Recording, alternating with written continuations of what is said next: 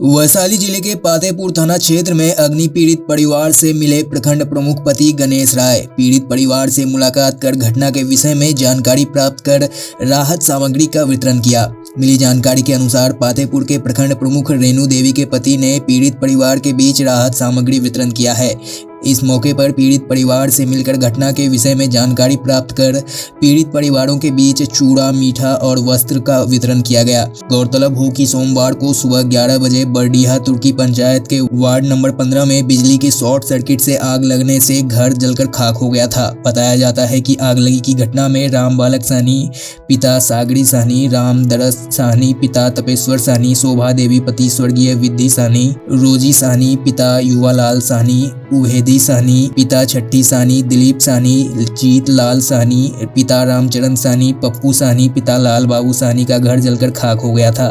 घर में रखे लगभग लाखों रुपए की नगद राशि भी जल गई थी।